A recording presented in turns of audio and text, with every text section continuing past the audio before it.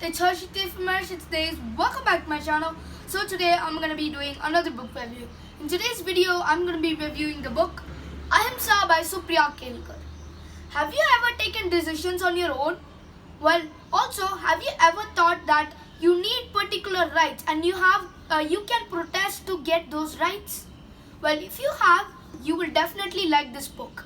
And also, if you want to learn more about India's independence struggle, when the times where the Hindu-Muslim rights were at its peak, you will definitely love this book, and you will get a lot of information about the times of India's independence struggle in this book. The story takes place in 1942. In 1942, we see the story from the perspective of a 10-year-old girl, the protagonist of the story, Anjali. Anjali is a normal girl. She goes to school. Her school's name is Pragati, and she is a very normal girl like us kids. She has friends. She is living very happily with her family. She likes everything in the world. She just has a lot of things to enjoy.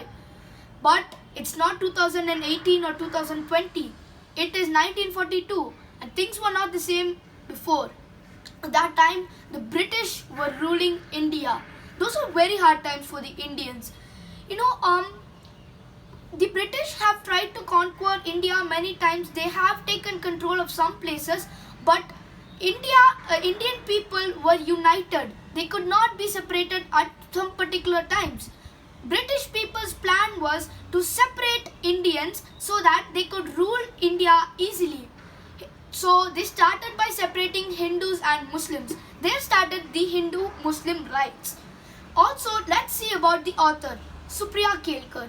The author got the idea of writing this book from her great-grandmother, who was Anusupaya Kale. She worked with Gandhi during the freedom struggle. She got the idea of writing the story from her great-grandmother's notes, all her pictures and all the other things. At the end of this book, you will be seeing that she has been written a short note about how she got the ideas for this book. Next, we'll look at the cover. When you look at the cover, you can almost see everything you need to know about the story. You see these two hand symbols here, guys? This hand symbol is the Ahimsa symbol for Ahimsa. Ahimsa means non-violence. Here we have the Indian flag, and someone is holding the Indian flag. That character is Ma, Anjali's mother. Anjali's mother was previously working as a British officer's secretary, Captain Brent's secretary. She recently got fired from a job, and she has decided to devote herself to the freedom struggle and join the Quit India movement. This is Anjali in the middle, our protagonist, like I told you. We see everything from Anjali's point of view, and Anjali has described her world so beautifully. You are living in 1942, guys, when you read this book. I picked this book up and I completed this book in one day. It's a very short story, but you'll get a lot of good meanings from this, lot of good life lessons in this book. This here is Mohan. Mohan is a very, very important character in this book. Mohan is an untouchable. You can also call him as an untouchable, a Dalit, or also a Harijan. Harijan means children of God. This name was given by Gandhiji to the untouchables. Dalits mean the oppressed.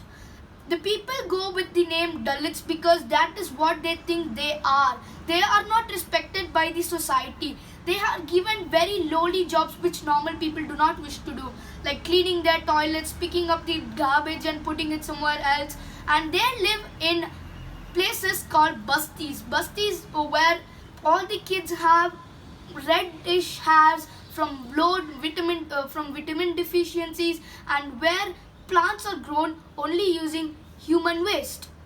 The place is well described here, but when you read about the bastis, you will feel very, very sad.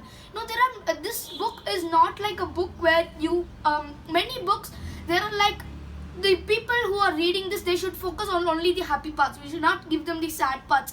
It won't feel like a good book. But Supriya Kelkar, she has given a mix and a twist of everything. You see sadness, the riots, it's like, there is this one part when the author describes from Anjali's point of view, like Muslim people, some people are like carrying big torches, big axes and everything. They are running, and they are painting some words like unclean on Anjali's house.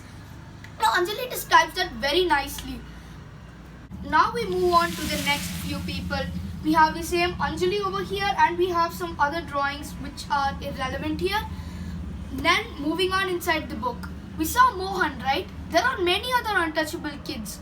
Ma's main aim is to work together with the untouchables. Ma, who is Anjali's mother, her main aim is to work with the untouchables, give education to the untouchables, and to bring the society together to treat untouchables as an equal.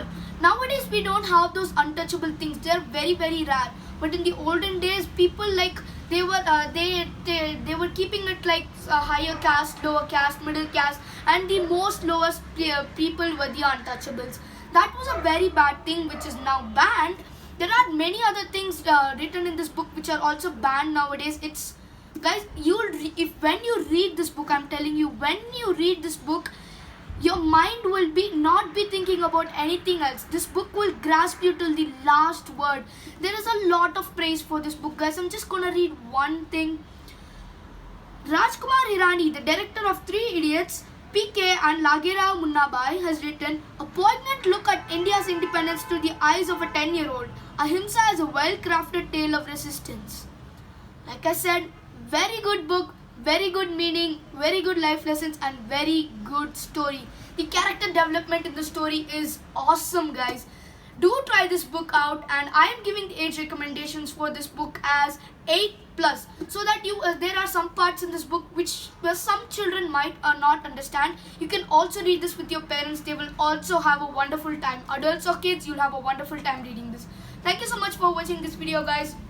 If you like this video, leave a like on this video, and if you have not already subscribed to my channel, go down there and subscribe. It will be very helpful, and hit that little bell next to it so that you'll get a new notification every time I post a new video. Keep following. Happy reading. Bye.